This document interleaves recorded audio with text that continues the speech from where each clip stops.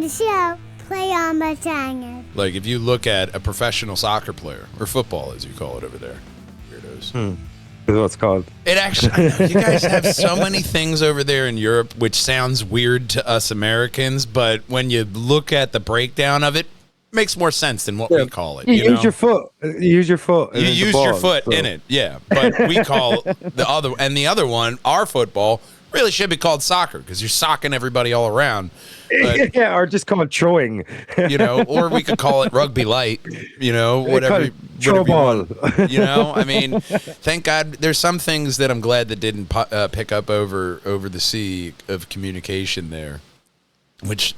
I mean, this is almost a perfect segue into our show because America is the perfect example here as we're going into our topic of shared mythologies. You know, I love a soft roll in. So I love when you roll it in soft. Yeah, giggity. So America, we separated from England. So a certain amount of our culture is still very European. A lot of words we get. I mean, like our whole fucking language came from over there in Europe. You know, it's the whole reason why we can chat together without a Google translator. You know, there's certain shared things. Yeah, exactly. Shared things in our culture that really kind of, you know, it transcends people because there's a certain understanding where, like, look, we have to communicate. This is easier. But things like that, like tea time, certain British things, we were just like, get the fuck out of here. But other things are like, nah, we're gonna hold on to this one. So the shared traditions of people really kind of speak out to human people in general, and so focusing more on ancient times is usually our bag. There's forms of shared mythology in our day-to-day, even today, because we have Marvel and DC. They are the modern day mythology, our superheroes, to where, you know, you look back at like the first kind of real superhero with a split identity. As I was doing my research, it was It's a man. It was a little bit more shocking because it was coming out of Japan. Because the ultimate superhero identity is Shinto Kami by day and cosmic Buddhist deity by night.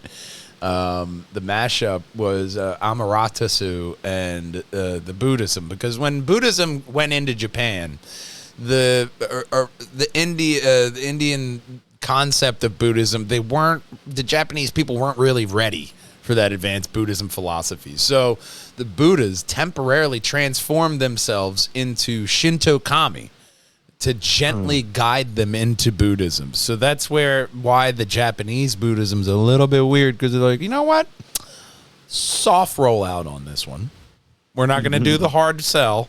We're going to do a soft sell, and we're just going to ease you into this Buddhism philosophy here, because we think we got a good place here in Japan. Is that linked to? Is Japanese people, a lot of them was it Shinzoism? Is that what's called? Yeah, Shintoism is where they had like gods for everything, and this is where the shared mythology kind of. With Buddhism, or is that separate? Well, it's separate from Buddhism because there's Shintoism, Taoism, and Buddhism. There's a lot of religions over there in Japan. And it's kind of like the first kind of religious kind of cultural melting pot you have in, at least from, you know, top of my head in examples, because of all the mixture there. And then when then it got Christianity, you're like, okay, even Christianity was made for a person to be around a person who believes in polytheism. There is polytheism everywhere when Christianity started. So it had to, this is the God of Judea. That's how he said himself. We are the God of Judea. You are my children. So that way a person in the early Christian faith could say, hey man, no, that's not my God. My God takes care of everything. And you're like, really? But that shared communication is really where all of this is, because people were trading, they were fighting, and they were fucking throughout time. Do you think Do you think when Jesus, if he was a real person, or if he really existed, do you think he intended for it to be a worldwide religion? Do you think, like, when he was prophesizing the word of God or whatever around Nazareth and Bethlehem, and I'm trying to remember this, but do you think he was? Do you think he expected? Like, did you think this is what he wanted? Well, he was a Jew. I don't really think he expected it, but especially when you have. If you look at the Gospels, after Jesus dies, they get, and obviously the Ascension. Come back to Electric Boogaloo. But after the Ascension, they get, kind of overtaken with the Holy Spirit so that they have to write these Gospels. And that's where that comes from, especially when you get into, like, letters from John or, the other apostles in the later periods there. It's them trying to spread the word. Early Catholicism also went underground. They had to, hide because they were being persecuted. they hunted Christians a lot before it was popular. So, I mean, especially with Christianity, that's a perfect kind of tie too with shared religion, because how do you think we got Christmas? The overly Christian holiday celebrated around the world. Yeah, it's from the Norse. It's from. They wanted to take over, and they're like, "Hey, we got to give these people something to celebrate." So they took their holiday that was already in December, mashed it up with Jesus, who they think was actually born in like around springtime, April, when the shepherds are out. And there is, even from Greco-Roman decipherings and writings, there are early, like, 100, I think like 200 AD or CE, whatever we're calling it now, 200 CE, Common Era, around there. It's like hundreds of years after this guy's already been dead. They are referencing him. So this could be early Christianity referencing this in the Greco-Roman words and stuff that they're finding now later on. It's been around that long, It does have its own history to it. So that's where it's very fascinating when you're looking at shared religion or shared mythology, because we have our shared mythology. We have DC crossing over with Marvel all the time in the comics. You have these multiple authors saying the same story, different new versions of it. That's how the added mythology comes, but you see a lot of this kind of picking. It's almost like a bunch of writers, early onset writers, and they're trying to find, how to pick up this idea and go with it, because they're like, that's a good one. I heard that Achilles did this, and then Homer's Odyssey keeps going, So I think that especially the easy one is to say Can I ask you a question I think I've asked you before, right? Right. If they change you said Anno Domini, like the AD after death, and then it's BC before Christ. And like the reason we split that in, because it was the Catholicism and Christianity was like we kind of use it to separate. You know what I mean? But like then they're like, okay, let's change that to BCE and CE, before Common Era and Common Era, because now they're saying that the existence of Jesus shouldn't be used as a landmark for splitting time period of existence, right? So then why do we have anything? Why do we have BCE and why do we have CE anyway? Then it makes no sense to where do you move zero? You know what I mean? Exactly. Where do you move it to? Because our years, like 2026 is 2026 years after the death of Christ. Like, that is supposed to be the year. That's where the year is based, isn't it? Or am I mistaken? That's AD, it's the year he's born, and then he's actually dead by, I think, 30. So then you get the 30. 33, I think. Yeah, so he makes it to it. Whoa, we lived past Jesus. You got that milestone in your milestone marker achievement on your life. Go right ahead. Lived longer than Jesus, bro. I just stayed off the cross. That's all I did. You know what I mean? It's like there's no comfortable up there. I mean, thank God crucifixion isn't popular these days. I mean, well, in some places it is. Maybe we can bring it back. We can bring it back. So the first, especially, I started looking into this. Especially, I love looking up stuff like this into the AI. I'll punch in my questions, and it'll bring up these examples for me, which are well known. Greco-Egyptian. This is the first time where we kind of, even in the popular setting that we're going to set here, because we're going to go back further. I mean, technically. Because we'll get into the flood. Obviously, the shared mythology will get in there, but I wanted to start off here with Serapis. When the Greek general Ptolemy took over Egypt, he realized that he had a major PR problem. His Greek soldiers did not want to worship Egyptian gods like Anubis, and the local Egyptians were not interested in Zeus. So his solution was he literally invented a brand new god called Serapis. He took elements of Osiris and Apis, as well as Zeus and Hades, and manufactured a state-approved god designed purely for political unity. And not only did he design it, it took off. People loved this god, Serapis, to where there was a massive religion around Serapis that people worshiped for a very long time. So, and did they spread that through propaganda, or is it how else? This is the state narrative that we're going from the Pharaoh's ears from the Pharaoh's lips to your ears. Here is the new story, Serapis. We got a god for you. You know, how do you sell a new god? I mean, like, how do you think they come up? Like, did they say like? I mean, because the Pharaoh was technically a god on Earth to the ancient Egyptians. So this was like, oh, we're getting news from the heavens. Oh, there's a new guy? Okay, that's why Amenhotep was tried to erase him from history because he created monotheism. He was like, no, it's just one guy, the sun god, Anu.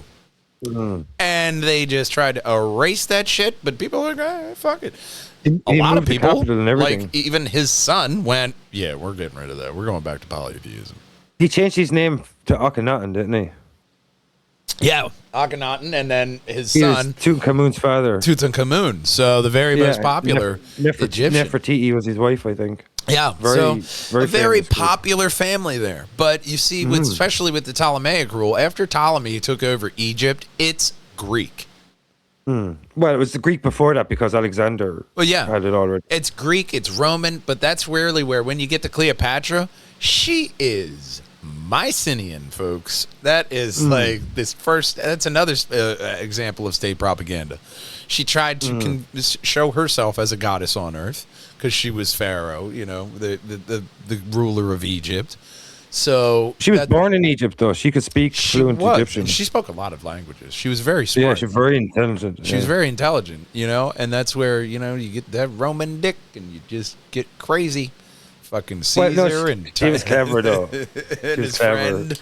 She was clever because she knew Egypt was on the downturn, and that was the best way to get. She was trying her best to get pregnant. She did try to make her play into the Roman because she had a son, Julius Caesar's son. She was like, rightful heir. Nobody wanted to hear it.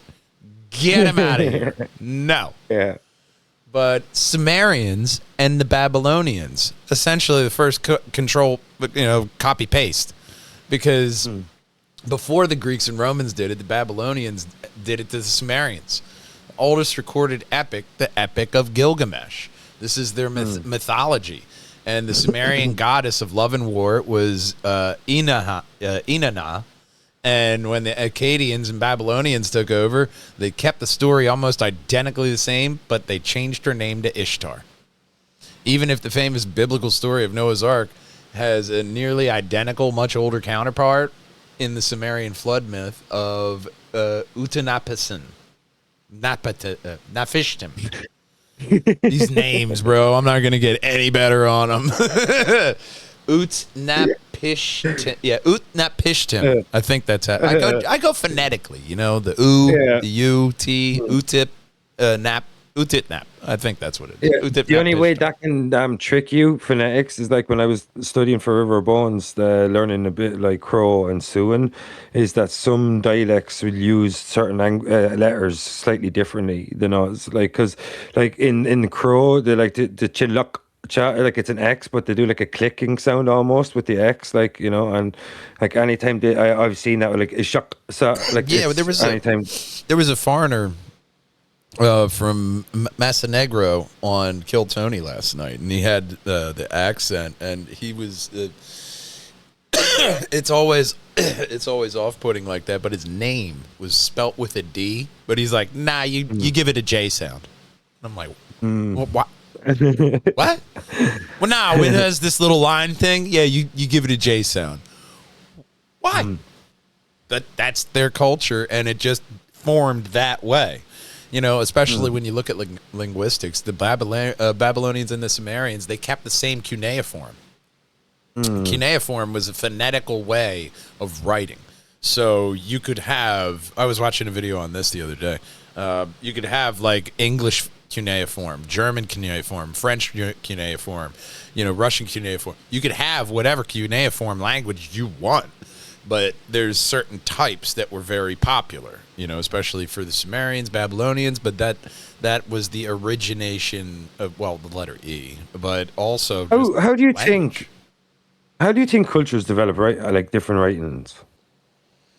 I think it also, look at you look at like English, it's very proper, like the Greco-Roman. So we definitely all comes from Latin. We don't completely wipe history. And I think this is the same for language as it is for even how we treat, architecture and culture in the physical spaces that we occupy. You level it off, and then you build up. You get a base that everybody can say, yeah, this is plumb, and then you build up from there. That's where we all kind of, that basic first grunts and understanding between two people that I'm going to say this, and you nod.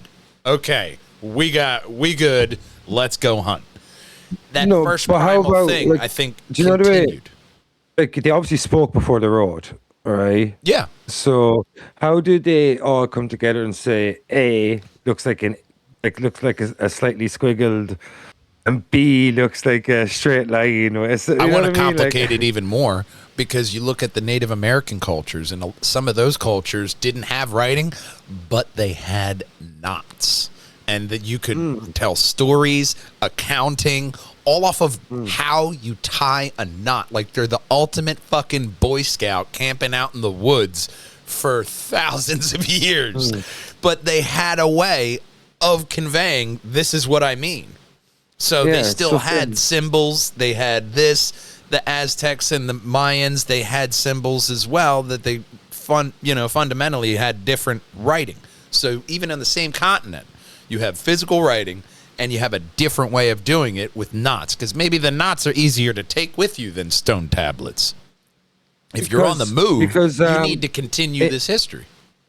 In Irish history, they used ogham, spelled Oagham, and it's line writing, almost like cuneiform, where it's like, isn't cuneiform just lines? Yeah. And dashes. Yeah, so it's kind of almost like that.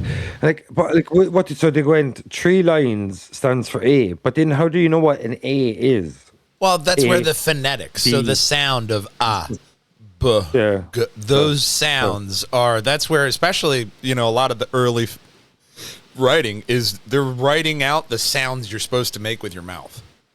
Yeah. So that's where a lot of this comes from. But funny you mentioned your home island there. Celis Minerva, the hot springs compromise. When Romans conquered Britain, they found a sacred hot spring in Bath, England. There, the local Celts worshipped a goddess of water and healing named Solis.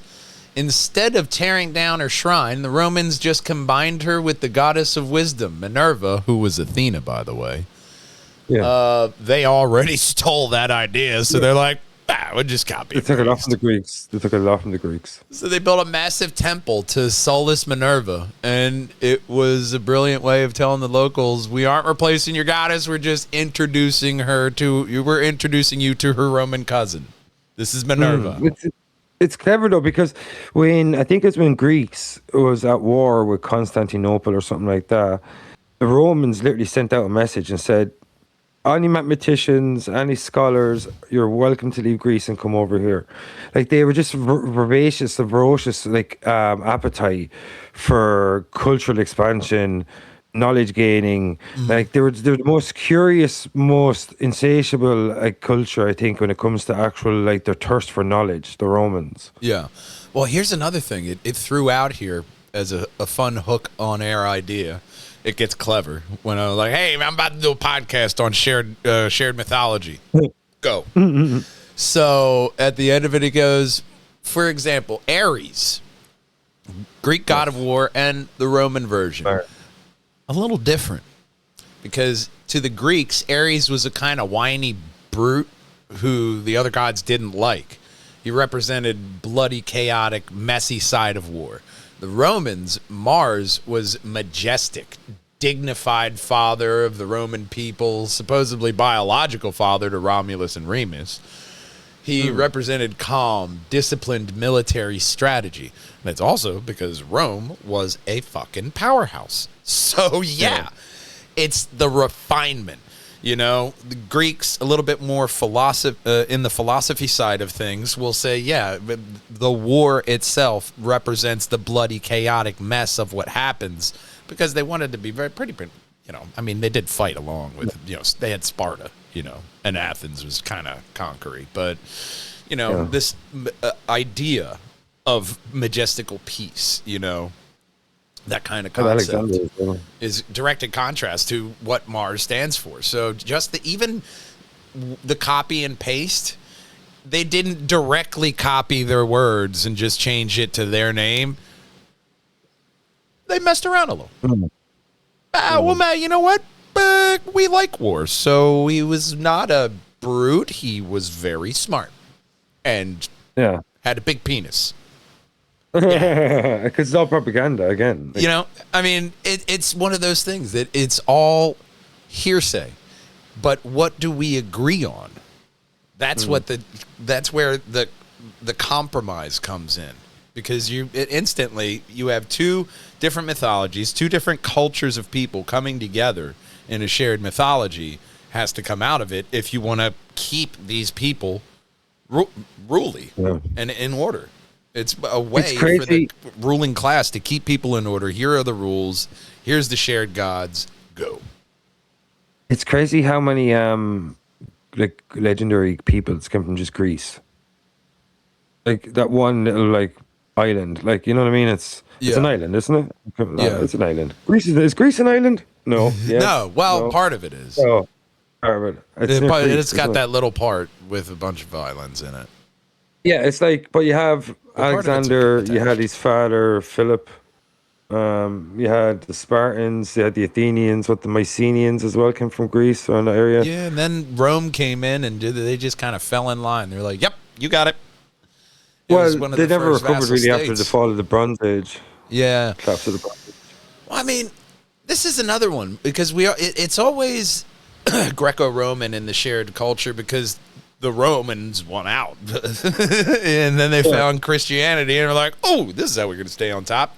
So they rode the wave. But Mesoamerica, I'm interested because especially when you get into the flood myth, this is where I was looking for some non-European Roman examples of the flood myth. Because even the Greeks had a time before the Golden Age. It was everybody's cool and peachy. Prometheus happened, all that. There was a flood. So even they were like, oh yeah, there was a flood. And the Mesoamerica, the feathered serpent crossover here. Long before the Spanish arrived, Central America was a patchwork of massive empires like the Maya and the Aztecs. They were constantly trading, fought, and they shared gods, which makes sense. So the feathered serpent deity of the wind, air, and learning. That's a broad... What was his name?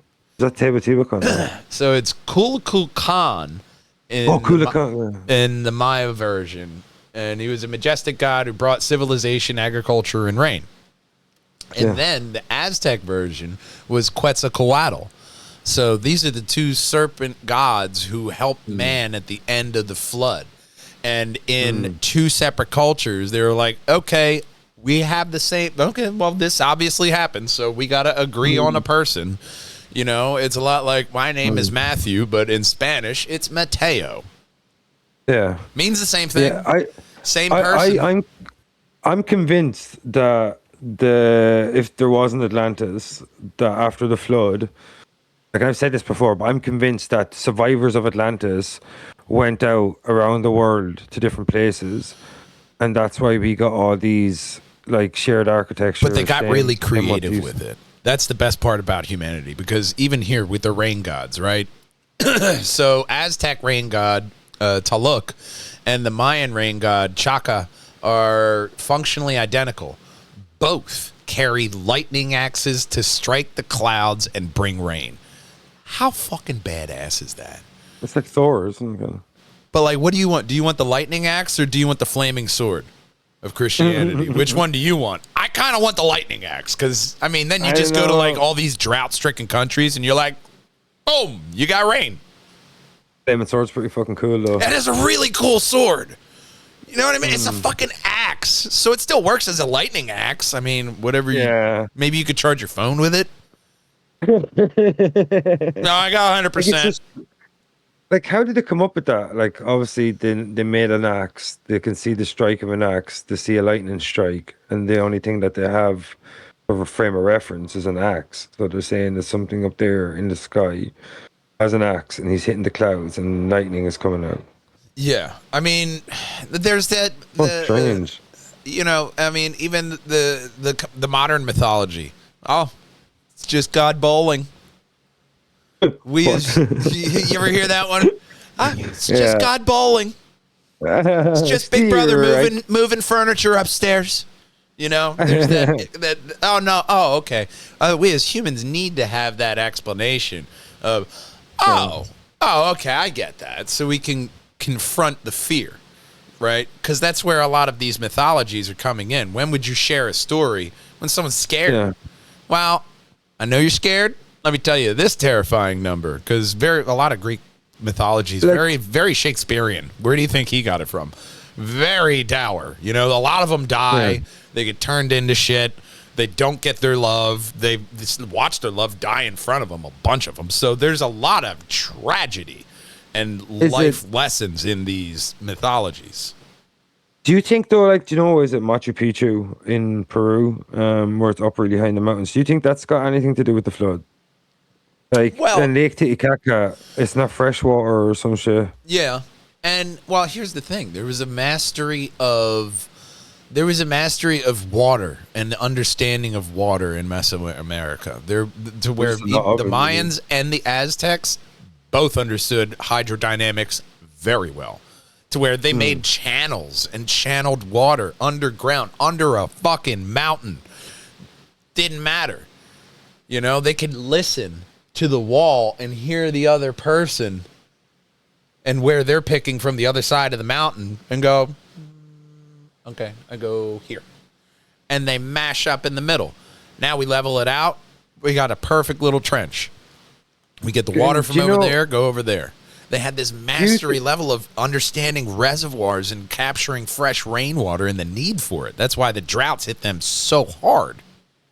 Like, and they're probably, that's what I'm saying, like, what if they were surrounded by water? Yeah. Because there was a flood and it didn't come out. Like, I like to think about is, like, do you know those underground cities? Mm-hmm. Like, were they built because there was a flood, or do you think there was other catastrophes? Like, what do you think those underground cities were built for? So like, they must have known something was coming. I got this idea. And I asked it another. I asked it. I call her Jemmy. I asked Jemmy another question. I said, how many different cultures share a flood mythology? It's estimated between 200 and 500 distinct cultures around the globe have some variant of a great flood myth. And if you know anything about the Bucurel house, we love statistics, and percentages are great. So 95% of flood myths describe a flood that was worldwide, or at least destroyed their entire known world.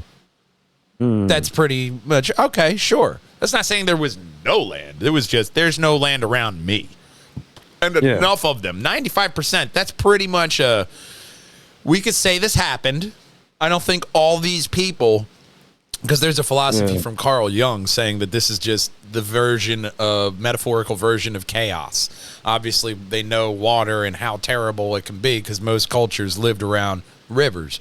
I don't buy that because 95% of them, that means even people in a goddamn desert had a flood myth. You know, they're not just dreaming of water. These are people saying, hey, we should be safe here, but this happened. You should know. And do you think it's from the Younger Dryas where there's an asteroid struck a massive ice sheet? You know, no matter how you look at it, the water around the world rose. And there are settlements that were riverside that are now underwater. That's where that old Bible story comes from. The man that built his house on the beach and the man that built himself, inland. Those stories transcend. Just like Little Red Riding Hood, being aware of wolves and wildlife. These kind of base stories keep going. 88% of these myths singled out a favored family or a small group of righteous survivors. Like Noah.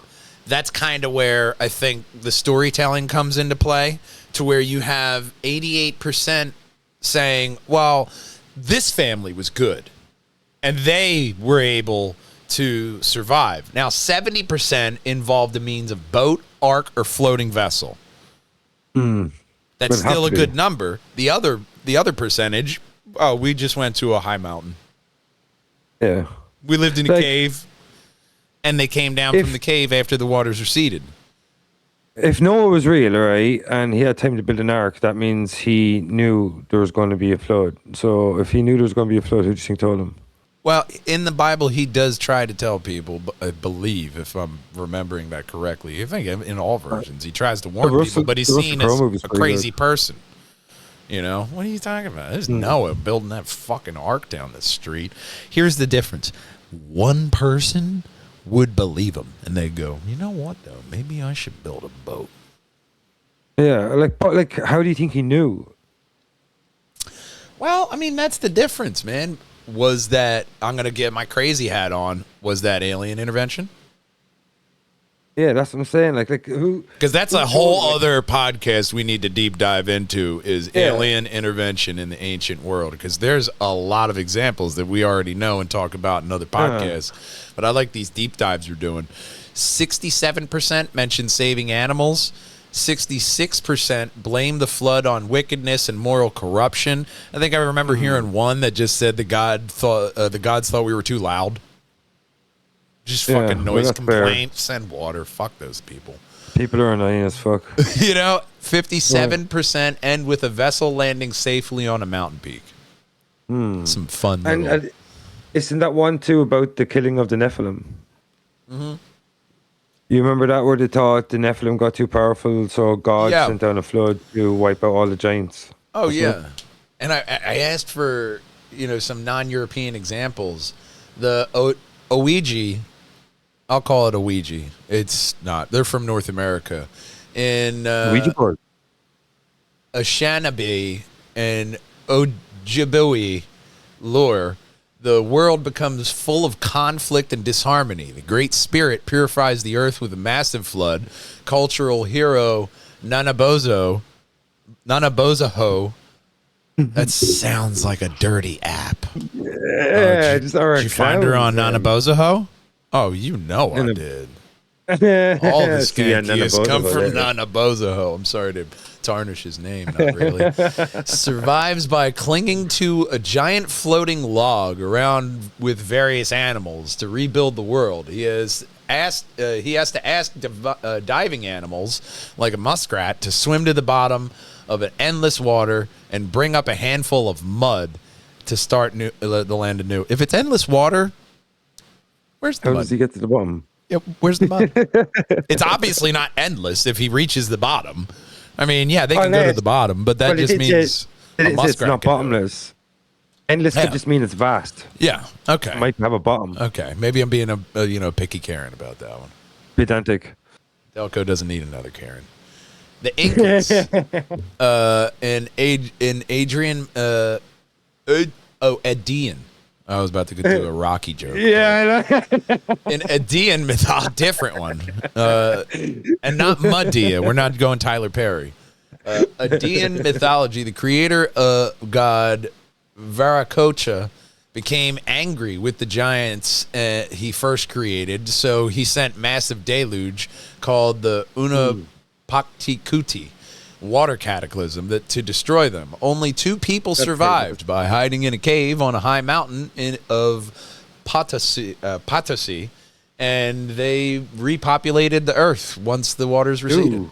So Incas pretty fucking now is them. We're all inbreds. You know, I mean, just 2 people. That is obviously not enough. Yeah, of course. You'd have a lot of cleft jaws there, but the Mayo Homung people of Southeast Asia passed down through ancient oral poetry. The Maui, the Miao, M-I-A-O, Meow, Maui. Yeah, we'll go Meow, Maui. I like Meow too, but that's wrong. The Meows. M-I-A-O. Those are M-I-A-O. M-I-A-O. Yeah, Mao. Meow. Meow. Meow. Meow. Well, I wanted a promo for the show, so this is definitely making it in. Yeah, you did it. I was just saying meow for like 5 minutes. That was the only. That's the promo. They're like, what the fuck are these guys? I gotta watch this. So the Meow tell of 2 brothers who were warned of an oncoming flood, ending the the world. The older greedy brother built an iron boat, while the younger kind-hearted brother built a wood boat lined with hide. The iron boat sank instantly when the waters rose, but the wooden boat floated perfectly safe, preserving humanity. So here's what I want to know. Where does that iron get added into the story? Because where did you get it from? Iron ore. Where the fuck did they process an iron ore back then?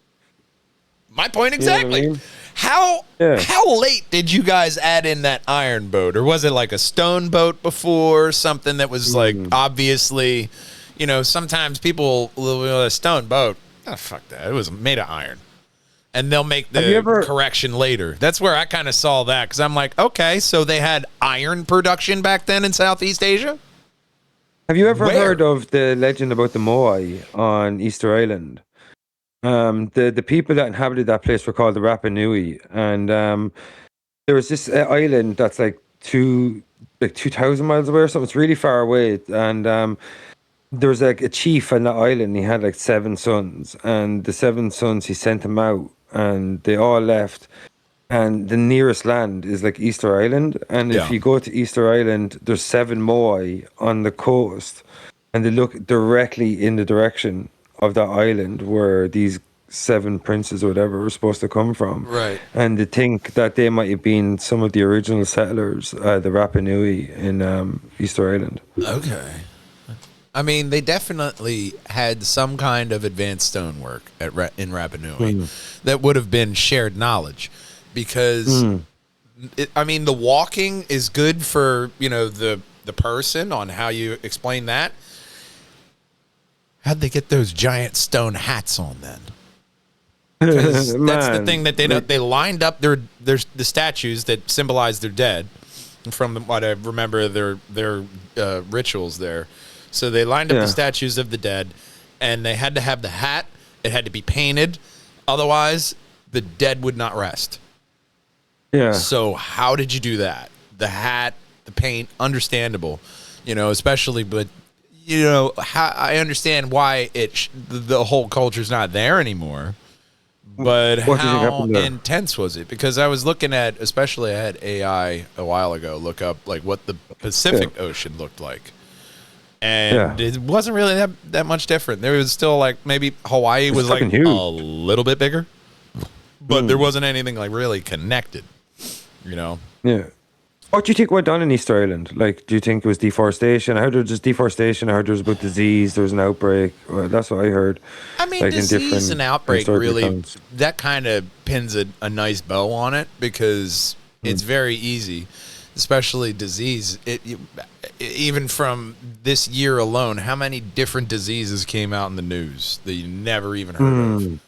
There's these things that sweep through our civilization, especially disease and plague-wise. That I believe They need better names, though. Especially maybe one of these, because I told this story in Madcast to where they have this produce that was notoriously known. I forgot what produce it was. I'll have to look at Madcast and watch. But they had this produce that was found in South America, and they also, I think it was the sweet potato, if I'm remembering correctly. It made it to the Philippines and in Hawaii. And there's a legend of somebody going over there, grabbing a wife, and taking her back. And the sweet potato shows up around that time of the legend. So there's this trans-Pacific possibility in ancient culture now that was not really taken seriously before. They were just like, oh, this is the Barangi Land Bridge. And then when they're like, yeah, but we have these 2,000-year-old footprints, and we got this other thing over here in the Philippines, which is 2,000, possibly 20 to 30,000 years old. How? So that's where, people understood boats, especially hydrodynamics. If you have nothing else to fucking do, there's one simple principle that you will understand about water. You can't compress it, and it will always seek a level. So, that's kind of how they can get the massive, platform for the Pyramid of Giza so flat. You dig a trench around where you want it, fill it with water. But just to go back to what you said with diseases, like, I think the problem with diseases is the branding. Right, because like COVID, it doesn't sound scary, right? Monkeypox, it sounds like kind of fun. Like, you know what I mean? Like they need to start coming out with better names, because when cancer is like the Nike of diseases. Like, it's the perfect name. It sounds terrible. Like, everybody knows the media's great branding. It's you know scary. what I mean? A lot of cancers are treatable now too, and go into a very successful remission. Before monkeypox, there was like the simian flu. Nobody knows what simian is. Nobody knows. Well, even they were talking about a bird flu. There was a very popular bird flu. Avian it was flu. Called the Spanish. Dumb it down. The Spanish bird flu that hit in the early 1900s, and it was a problem. 50 million people. It was right in the back end of World War I, wasn't it? Yeah, and that's where people were wearing masks, and that's where a lot of those old time pictures, because it was in the turn of photography. It's not an old art form there with photography, although we do see ancient examples of people being able to, create a small pinhole, and what stands on the other side of the light inside your little hut, you see it upside down. So there's certain things like that to where people will have an idea of light, but not really. That doesn't come until more advanced civilizations. Until you have time to sit and think on it. Man, Spanish flu is a perfect example of what I'm getting at, right? Okay. So it kills 50 million people, 25 to 50 million people, right? And they call it the Spanish flu. So people aren't going to be worried about contaminating other people, and that's why more and more people kept getting killed. So immediately when you get to about 1 million people, let's stop calling it the Spanish flu, let's call it the death virus. And then people will take it seriously, you know what I mean? Because when you get to 50 million people, you're still calling it the Spanish flu. That doesn't sound too bad. It's like, if I'm not in Spain, I won't get it. Right. That's what most people probably thought, you know what I mean? And that's what I'm saying. It's about branding. COVID doesn't sound terrifying. Well, that's why you get, even if you look back in Greek or Greco-Roman history, the gods were smiting you. You did something to piss off the gods. Yeah. If they'd have called that's that the sexy AIDS, propaganda from back in the day. Don't talk to that family. They pissed off the gods. Man, if they'd have called COVID bat AIDS, everybody would have been terrified. Oh, yeah. That's what I'm saying. You know what I mean? Bat cancer. Yeah. Bat cancer, bancer. Yeah, bancer. Yeah. Watch out for the bancer. You'd be looking for some kind of feral dog. Banter, but it's cool. It's asymptomatic. I mean, and that's the thing. Disease, you can't really, you can't really say. I mean, you can pinpoint it now, especially with archaeology. I think they're starting to find some. I think the oldest plague was found in was found in teeth, and it was 10,000 years old. actual evidence of the world's oldest plague. It was, once again, Mattcast. God, I look up a lot of shit. So that's one of the things with plagues. It's just the people are dirty. And for a long time in European history, people were just shitting wherever the fuck they wanted. There's no sanitation. They made the Vikings seem like horrendous brutes with fucking dragons and horns on their head. They were more hygienic than Europeans. They bathed more than once a week. Loved the and grooming. picked their beard, grooming. made sure it was nice. How do you think you don't get those cornrow braids in your beard unless you wash it? You know what I mean? The Spartans were known for that too. Loved grooming themselves. This is like working with coarse straw, and you're just like, "Yep, no, I got this." And you got this. I don't want to mess up my beard, but the point is, in the example, you know what I mean? People will always make their enemies seem more brutish and chaotic. Although the history, you could look through with science now and try to uncover it. So I still think there's a lot more for us to find out about evidence of these shared mythologies and reasons and why. Oh yeah, these two people, they clashed here. This is where these gods came from. This is where the shared mythology and the traditions transferred over. Because you walk into a place with running toilets, you're like, hey, what is that? I'm going to ask a question before I slice your throat. Like, damn, this is nice. What is this? It's the bathroom. I had to take a shit. Well, you're going to shit all over the floor, and I'm going to take your spot. You're going to try it out. You know what I mean? Yeah. So I think that's where the shared technology kind of comes from. If you got a person that understands, hang on a second, what were they doing? No, that's what I was saying. That's what I was saying about, like, if you look at Egypt, like the pyramids get progressively worse as they get more modern. They get more and more invaded. Yeah, they lost the knowledge. You know what I mean? Yeah, because they had a problem with the Hittites. The Hittites were a big problem in the ancient time, especially for the Egyptians. The Hittites were not leaving them alone. There were times when they ruled over the Hittites ruled over them. There's a bunch of different history with there, but there's war. War is a constant problem in human history. So that's also where the shared mythology comes from. You get conquered. Now, hey, we got to rule this unruly class. You know what? What was that thing you said to me before about an Egyptian pharaoh? It's like he didn't call it retreating. What was it called? Was that you that told me that? Yeah, they just won wars closer and closer to home. And it's just like, no, we didn't lose. We won that battle. We just wanted to win over here first, and then we'll get back. We'll get back there. But also, it's good grazing. It's good grazing. Look how good the grass is over here. The evidence for these people that the pharaoh was also a god is that he was riding into battle with them. So that's where the leadership of that person you had in the old kingdom. You had to be physically fit. You had to be the best. Otherwise, you're going to get killed in battle, and then they're going to take over. And then you got this whole power struggle and shit. So your pharaoh had to be where Ramses. He got up to 92. He was one of the oldest ruling kings, I believe.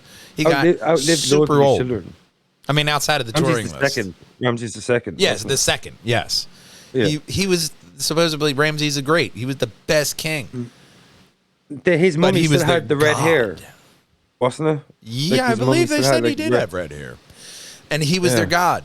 He ruled over these people. What he said was, law. So that's a good way to keep the ruling class in there. But that's also where when the Romans came through, or we can go back to Alexander, the Greeks, when they came through, Alexander was their god.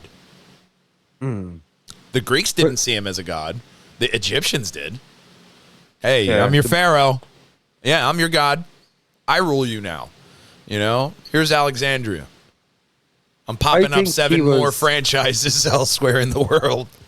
Yeah, I think he was influenced by the Persians. The way the Persians would used to be like, I'll let you can rule you can still worship your god as long as you pay us a tax. When he conquered Persia, he used their roads. Exactly, yeah. These are great. I just marched right in there. This is fantastic. It was like rolling out a red carpet for him. When he was in Babylon, like a lot of his soldiers thought he was going native. Yeah. as well. Like, you know. Yeah, that's where, the disease crept up and got him in the end. But, he was another one that died, very young, but they still can't find his final resting place because they apparently moved the body, But that's so Alexandria though, like that's on the coast. They not suffer horrendously from earthquakes and. Well, that whole area around in the Mediterranean, it's got a lot of seismic activity. Like the water, the ground there moves drastically. I think in a year, it's like feet. I'm pretty sure. Yeah. So it's it is a volatile region, but that's also where your god. I'm not going to call it a fetish. Your god religion of the Greco-Romans. It kind of solidifies it. They're having a banging party down there in Tartarus. Them Titans are vicious. You have these the volcanic activity there as well. Yeah, and that's where you get a lot of the priestly class huffing volcano fumes. Like, that's fucking good for you. And then sipping on ergot wine. The information source was not always the best. So you make do with what you can. You have a great narrative mythology that somebody... a logical citizen of your, vassal or any person in the world can look at what you're telling them and say, all right, I buy that. They drank ergot wine. Well, yeah, because the ergot would get in there and it would give them the hallucinogenic effect and they would see shit. Nice. And that's where these oracles, they found, I forget the man, I heard it on Rogan, the guy who did it, but they actually opened up a class in Harvard or one of those universities to study this and how they have plenty of evidence of these people tripping psychedelically throughout the past time, especially in... What was it? The Oracle of Delphi? Greece and Rome. So they were like literally, but they were allowing wine to be fermented, allowing the mold to go into it. And well, it was, they think it was when they harvested the wheat or the barley, rather, for whatever they harvested. It was the bacteria that was in there, so they would add these ingredients in there because they would have that fungus. They knew what it did, so in trace amounts, they were because that shit can kill you. It's not a fun trip, and their wine was very strong as well. Way stronger. Oh yeah, I mean, and then when you look at Egyptians, their beer. It was like soup. It was porridge. It was like, this is my sustenance and my safe water that I can drink. Exactly. So there was a lot more of a survival aspect into what these people were also doing. So I'm telling you these stories because they will keep you alive. Do you know the Salem witch trials? Have you ever heard the stories about that being linked to ergot? Yeah. And you know what? If you're tripping balls, you're going to think that's fucking witchcraft, dude. You're just sipping it. It was Janice. I got that fucking wheat from her. She put a spell on me. She turned me into a newt. I think it was two things. I think it was ergot and then obviously dudes just trying to control women. Like, well, wasn't it? Yeah, for sure. Like, it's like she turns him down. You're like, definitely a witch. Yeah. Like, especially with Salem. But then you look at just people, and that's where the shared mythology, what really happened, if all stories really happened in the end, like the doctor says on Doctor Who, then what was the real story that came out of these mythologies, especially the flood myth? I mean, the Younger Dryas impact theory, that kind of rings true. They found an impact site in Greenland. It's up there where everything would have been melted, and it would have killed all the megafauna in North America. So 100%. The evidence is there for that theory. There's theories and there's laws.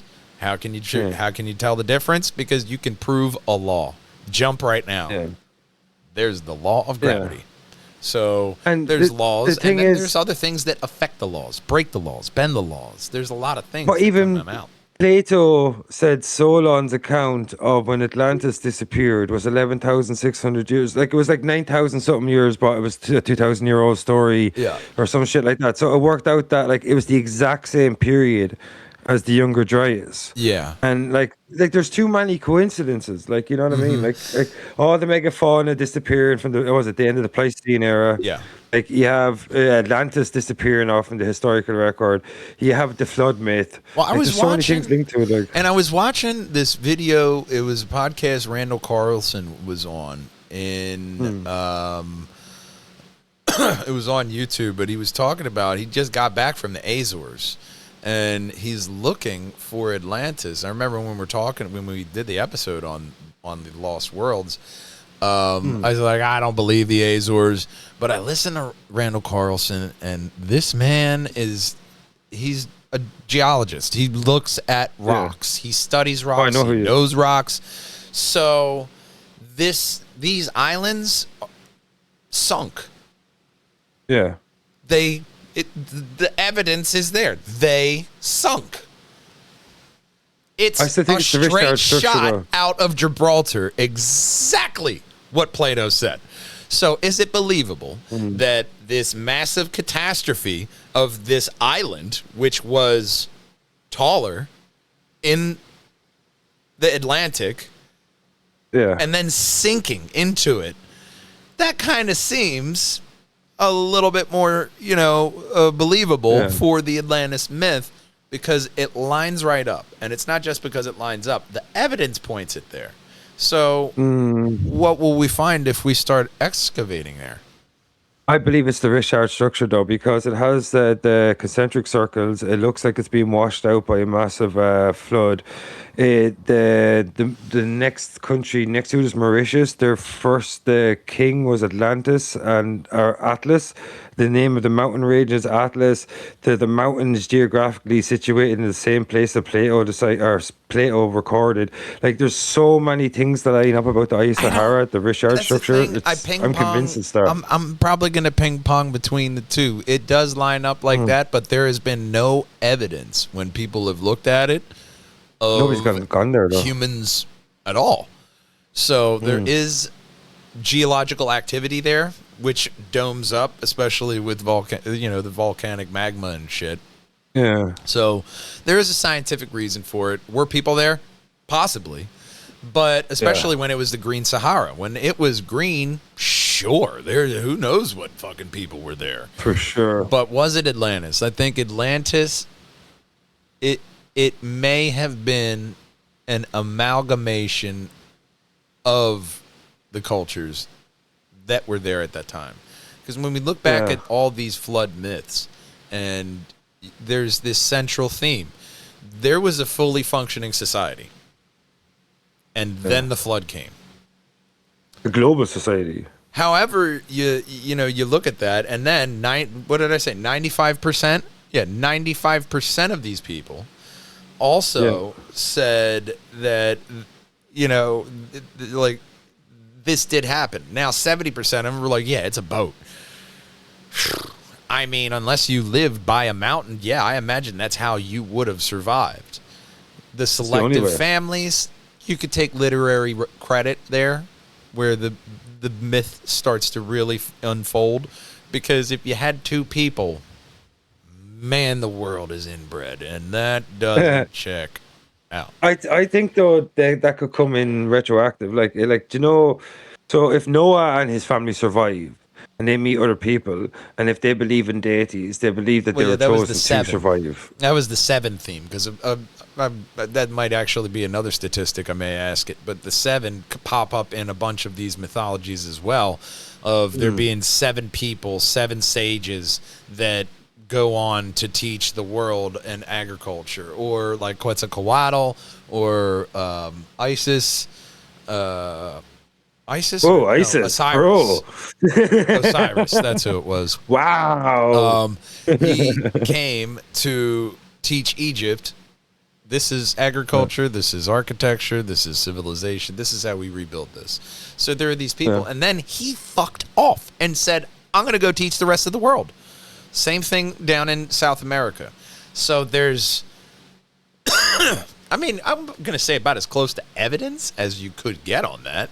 You have people saying, oh, yeah, he came here, taught us culture, taught us civilization, and then he left. Said he was going around the world.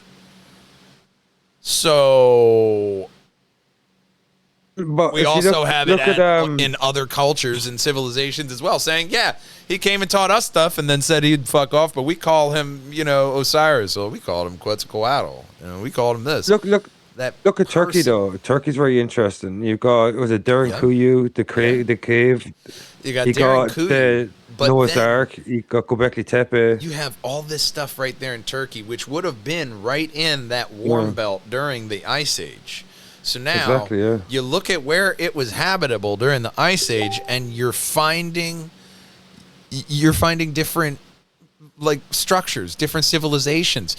Göbekli Tepe, the most recent video I saw on that, they were saying that is probably where agriculture came from, because after that, agriculture pops up over here, there, and everywhere.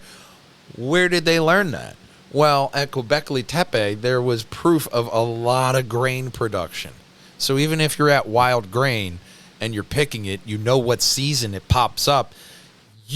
I kind of think you have an understanding of nature in the world, at least to know not the season for it. We have proof of the one story I did on this last Madcast was that Neanderthals were coastal, and they have proof of them being coastal creatures. So they were not only waiting for the tide to go out to get the mussels, they were hunting dolphins. What was spears? Yeah, they were they don't know how they hunted them, but they have dolphin bones, and it's more than you could just say they washed up on shore. You know what I mean? That's so cool. So they were hunting dolphins, they were hunting mussels, they were hunting fish, they were out in the ocean. Neanderthals. So if we're talking about shared mythology and knowledge alone, if you heard a story, who heard a story, who heard a story, and you have these people who understand the weather and the elements and simple, what we would call scientific concepts now, they understand this. You would see them as gods, magicians, different things. So there may be a little bit of human inflation in that. Maybe these were just really fucking smart people. Neanderthals are so underrated. Heroes. I think like they're way more intelligent people give them credit for. We should do an episode on Neanderthals sometime. Oh, Like, yeah. Different genus of people or something like. But like Neanderthals, I think They're are finding things way from more them advanced than all people the give them credit time. for. Yeah, because they're finding things of them all the time. There was a bit of propaganda is where that came from. You had propaganda and you went on from there. Because the propaganda of the Neanderthal was that he was a dumb cave-dwelling creature. And then you're like, oh, well, actually, he actually lived in a hut made from mammoth bones and tusks and animals, the hides that he created. That's fucking awesome. Oh, well, they also had fat rendering facilities where a group of them I would think that's collectively an affectation from just propaganda. work on rendering the fat. You know what I mean? They had isn't it though? clothing It's- and needles. There's so many things that these Neanderthals had just to try to stay warm and survive, and technology they had to create that would have not lasted the test of time. You know, 250,000 years Neanderthals were around for the belief. Like, and I think what you said there, do you know what like you said, everybody thought they were this cave dwelling dumb idiot. Like, people did that back during World War II. People are like, what you do is you dehumanize something you want to pretty much attack or whatever, and that's probably what happened with Homo sapiens sapien back in the day. They probably dehumanized them, like, oh, these are monstrous, they're beasts, they live in caves, and that made it easier for them to kill them. You know what I mean? Oh yeah, I mean, especially when you look at what was it, the one mythology from the Incas of the giants. So their creator god I love giants. first made giants. And if you look at even from the Christian biblical standpoint, the first people that God made were not Adam and Eve. They were, they were both man, woman. They were made from, the same thing. I think it was like wood. Then Really? they were emotionless in the story. So scrap Yeah, that. Pinocchio. And then went with man, which he made out of mud, and then the rib out of Eve. So that's where there was a precursor there in this shared mythology. So I never knew there was a prequel to Adam and Eve. Yeah. Oh man, there's biblical texts from the ancient times are out there. The Bible that's out there is just the one that church agreed on. So it's there's King a James Bible. bunch. Oh, the King James is one of the most popular because of when it came out in printing. So there was the earlier versions, like especially like the African versions of the Bible. They Ethiopian have version. Enoch. They have stories in there. I think they have like the Gospel of Mary. They have a whole bunch of other texts that were not approved by the church. The Vatican's like, no, we're not. Christian, the Expanded Universe, the CCU. They're like, that's not canon. Christian Cinematic Universe. That's not canon. That's not canon anymore. That's like the legends of the Star Wars legends. That we're like, oh no. That Revan's not canon. We rebooted Jesus like in the Middle Ages, bro. They're not canon anymore. No. She was a whore. She was a whore. Yeah, we changed her backstory. She was a whore. We fucking hate her. And you can look into different, Saint Mary. She's a fucking saint. Enoch, like. And Enoch, like the angels mating with humans, bro. Nephilim, the Anunnaki, like. There's evidence in the stories. All right, what does that tell us? Because I also saw a thing saying that Trump's going to release more UFO files. They keep releasing them at a steady stream, and it's kind of hard to argue with the fact that these are government files that they hid that were not there anymore. I was called a conspiracy nut for believing in aliens, right? And now there's the proof. You're like, fuck. If you're a rational kind of human being at all, if you believe in the numbers sequence, like if numbers game, like if you look at space, statistical average says space is real. Yeah, it happened elsewhere. Yeah, of course. And the sheer expanse of space, the length of time creation has existed for, the Earth is 4.5 billion years old or some shit like that, or the 14. And they the found universe is 14 billion. The building blocks of DNA and RNA in an asteroid. Panspermia. That is literally the building blocks of life just chilling on an asteroid that was nothing to do with us. They tested. Holy shit, look at this DNA and RNA. Look at this. We got this chemical, this. Holy shit, you could start life here. They're finding this in the science. We came from Mars.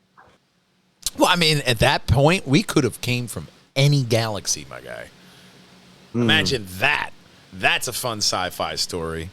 You tell literally, you take like a Star Wars and you tell the tale of some smart fucker saying, you know what, I'm going to seed life in that universe right there. He's God. Do the Krypton Last Sun, but just saving life itself from this Could you imagine anti-life villain. Could you imagine if he showed up and he was like, it's pronounced Jod? Oh, God. Thanks, everybody. He just leaves. Wow. You just got the phonetical pronunciation wrong. Lost through time. Oh, his name was actually Yahweh? Yeah. Doesn't like I was actually saying no way.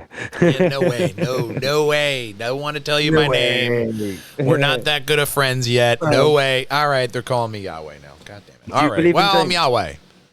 That's the Native Americans spoke about giants. Yeah, like Native Americans, the fucking. So who were these giants? These were like giant people. They said the giants built the pyramids. So who were they? Look at Baalbek. Like it's it's fucking 1,000 tons, one piece of stone. But the fucking Romans just built on top of it. The Romans love doing that. They find a place of significance, they just build it. Oh, yeah, they fucking knock it down. They appreciate good architecture. Italy. Literally Italy. This guy will knock down a wall to do renovations and find a whole subterranean village that's supporting the town. And you're like, wow. Yeah, that's what I'm telling you. Human beings, especially the Romans, they knock it down till it's level, and then they just build on top of that. And they're like, see, that's all gone. Look, there's our God right there. And then they just build over top of it. That's the biggest propaganda machine. Was the biggest winner in the war, because you look at the military, and even just from a basic human being standpoint, this is a person who is just filled with hate. Of course, they're going to redo absolutely everything in the narrative to make them look like a hero, and not a war raging psychopath. Look at Julius Caesar. Julius Caesar. Julius Caesar was a genius. He was a genius, a military genius, a strategic military A political genius. But what does that boil down to? He was really good at killing people, a lot of people, very efficiently, and he could instruct you to do it very well. Exactly, that's the thing. He wasn't just good at killing people; he was good in getting people to kill other people on a massive scale. Yeah, and that's the spin doctor side of things. He understood. He was starting to understand people, because especially when you have like smart people like Marcus Aurelius, if you actually listen to meditations, he's a genius. He's a genius because you could take any of those lines that he wrote down and apply it to people today. And that's where I share lots of his Robert quotes Greene and all the other brilliant psychologists, because these people had time on their hands to think about people in their nature, and their nature have not changed in thousands of years. We're still doing it. That they had to think about people and their nature on a huge scale with huge implications. Yeah, like if you imagine if you're Julius Caesar, you invade Gaul, Vercingetorix gets all the tribes together. Now you're going to have to figure out, how do I create sow division between these tribes to make them weaker? How do I fucking understand their topography, their landscape, their seasonal changes? How do I understand like the local rivalries, local allies? Like he has to figure out all of that before he can actually mount a serious attack on Gaul. That's why they were there for so fucking long, like. Oh yeah, well, and then there's so much so much interesting history in there, in that whole step of Europe. Because there's been so much history and war, and especially like my ancestors, Romania, Transylvania. Yeah. We trace our lineage back to Transylvania. So Uncle Vlad, he had a reputation, for just impaling people. He was a genius, though, as well as scare tactics. Yeah. Absolutely. Guess who didn't get invaded? Are you really going to fuck with the guy who puts his poor people outside of his town, impaling them in trees? I'm not going there. Yeah. Did you see what they did with the Turks, right? So the Turks invaded, and the first force was all killed, was all annihilated. And they went and they put every single Turkish soldier on a pike on the far side of a river. So when the next Turks came along to cross the river, that was the very first thing they saw. And another time he was at a banquet. Old stolen Carlos Mencia bit where he's killing the fly, and he's like, no, leave it so the other ones know. They're leaving all the dead Turk bodies. Like, you come on, come on, let's go.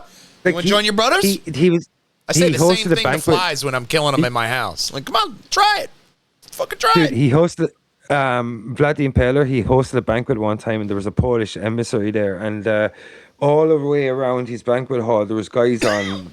The guys were impaled, they were on pikes or whatever sticks, and the Polish guy complained about the smell. So Alexander ordered his guards to come in, and they got him and they impaled him on a higher one. And he goes, so how does it smell like up there? Like, this dude was a psycho, but he was a fucking baller ass move, There's some baller ass moves in history too. I mean, and then taking these, that's kind of where I think that's where the mythology kind of starts to meet the history, because people consider Herodotus as one of the first historians and people to take history seriously. He fucking went and saw the labyrinth, you jackasses. Yeah. You can't just decide he was like loony that day when he wrote that down. That's shit nice to fuck on me. So that's where, all right, you're going to take him seriously here. Obviously, he didn't believe the mythology. That's a person that understands there's the thing to control the masses. Now there's this other thought here. Let me explore this. And he wanted to keep an accurate telling of history. So you have these ideas, and especially what really fucked human history was the burning of the Library of Alexandria. And the Library of Babylon. Alexandria, they had, and I believe they had this in a couple of different places, but this is how they would get these gigantic libraries. Is as soon as you come into port, they said, give me all your books. And then they would have somebody copy them, and then they'd give you the copy and keep the original and say, all right, Have fun. So that's how you have this massive collection of knowledge from everywhere. The Middle East was very famous for that. That's where a lot of these philosopher stories and their literary work come from. Is the Middle probably East. lost so they much. Saved a bunch of shit over there. They loved knowledge, mathematics, and calculus. They could trace that back to the Middle East. So there's so much knowledge in there of people sitting around and having time to figure out how the universe works. And then, have you ever talked to somebody with a PhD? Do you know how hard it is to, like, understand? Because you could see the gears turning, and they're, like, it's gunking up the works. They're trying to, like, explain it to you.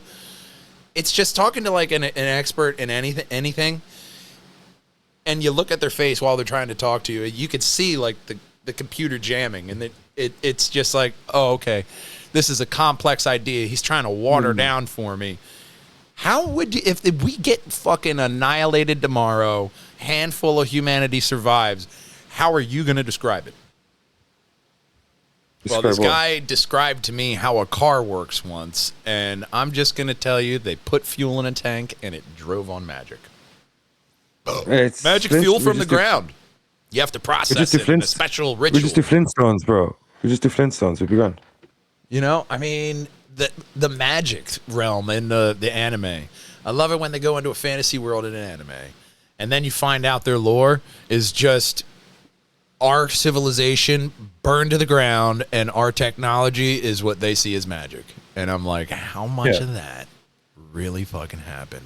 It goes back to the Arthur C. Clarke quote. Isn't it like, when technology is so advanced, it can become indecipherable to magic. You know, it's because indistinguishable from magic. Look at Leonardo da Vinci. He had drawn these concepts that we now see as a helicopter, gliders, different inventions and ideas. They say, yeah, this is where it came from, and really, it's just these thought. I have a thought. Let me look in and see. Oh, there is a kind of an example of this, but this is my thought. It's the same thing we do in writing.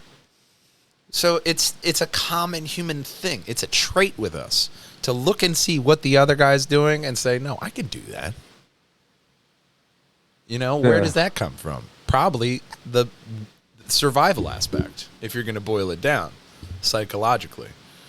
You know? Like, but do you think, right, if it wasn't giants that built the mega structures around the world, and if it wasn't...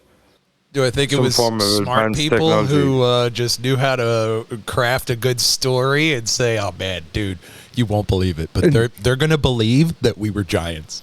No. Yeah, but like, you're not gonna believe it. No. I got the best story of how they built that pyramid. Giants did it. Was it somebody fucking with them? Because human beings love pranks. Yeah, but like, how do you? Yeah, but why? Like, you know what I mean? How do you think they built? Like, look at the places that they built them. Why did they build them? Like, the only thing I could think of is, let me put it this way. There was a massive. There's somebody out there. Catastrophe. There's somebody out there like who would probably have a thought like mine, right? Because thoughts and ideas are all recycled. Is a theory out there, right? Yeah. My first job was at McDonald's. A lot of people had their first job at McDonald's, and when I proved inept on the grill, they were forced to put me on the register or on the back drive-through register, where they could just kind of put me back there and forget about me. So I was loved. So one day, and this is why I was stricken to the back drive-through after this day. You'll understand. A little bit. I love foreshadowing. So I decided one day that I would just talk with an accent. So I started like this kind of British accent, which kind of turned Scottish, a little bit Irish at points. And I felt like I had to keep doing it, at least for that day. So that way the next day I could just come back and at least be like, oh, no, that was my brother. You know? Easily fuck with people that way. But I really just thought, what if I talked with an accent all day? And they just believed that there was this, like, really weird, maybe Irish, maybe Scottish, maybe a little bit of like Wales. I don't know what this guy was, but he was foreign. It's easy for Americans just to put everybody in that kind of that category. Hey, he's foreign. You had this foreign guy here? I have no idea what you're talking about, sir. Yeah, everyone just says we're British. Yeah. Well, I mean, history. You guys, really kind of fought for that. You had to fight. Yeah, 800 years. Anything with the British involves fighting because they're so fucking polite. Starts off with a verbal battle and 2% tax. You're asking. I got to tell you, you go back to the founding fathers and they go, yeah, well, how's it going? And they're like, oh, man, you guys fought over how much percent of a tax? Oh, buddy, you're not going to like what I have to tell you. Have you been watching the Netflix documentary about the American War of Independence? We watched all that stuff, all the presidents, all the American experiment. We made it to like the end, and it was like Washington's mistake or Washington's message. Yeah, like I got his really message. good, I think I got his message. We actually, in the Perjanger house, we have the Bill of Rights, and we have the Declaration of Independence in the bathroom. We call it the Constitution room. We have a picture of Benjamin Franklin, Thomas Jefferson, all crafting the Declaration of Independence, and then we have it's America just puked in the bathroom, and that's why we call it the Constitution room. It's a very clever, funny play on words. We love comedy over here. So, I gotta tell you, when I have to pee after doing a podcast, I love looking up my rights. I know them very well. Because they're in my bathroom. I look at them every day. But, that's my right. Ha! Freedom of speech joke. You got to have a good freedom of speech joke. I try to end off this podcast the same damn way every single time. That's that we love you, we miss you, and we can't wait to see you next time. Until then, drive on and game on, boys and girls. Bye-bye. Bye. Can you hear me through this mic? Yeah. You're sounding about as good as me. Doubtful. You've got that smooth radio voice. Wow, yeah, but the microphone's helping. Could you imagine if your voice was completely different? You take away from the microphone, it's just like really squeaky. Hi guys, I would not be podcasting if I didn't have these golden pipes. If I had that. Hi, squeaky boy. Hi guys, we're here to talk today. It's just a filter on the microphone. Oh man, I mean, what if the heat did that to me? Every time it just got really fucking hot, my voice just got higher and squeakier.